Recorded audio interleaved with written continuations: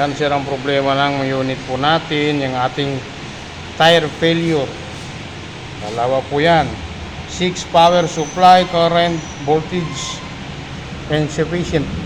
Ang nakikita ko sir dito ang problema yung sa ating gulong. Kaya nag-activate ang ating traction control.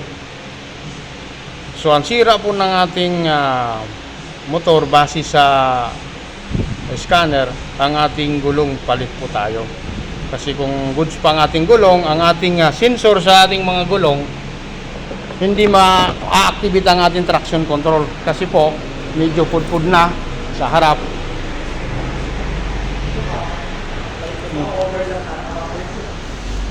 Wala na to sir, pasok na to sa standard. Kung titingnan natin yung mga markings niya, yung markings niya, may mga markings po yan, bawat gulong. Ayan po. Ito po yung arrow. Yan po yung arrow niya. May tinuturo po yan dito, sir.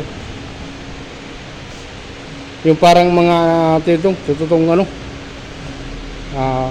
Parang kulugo. So, ganun pa man, ang gagawin natin, i-reset lang po natin.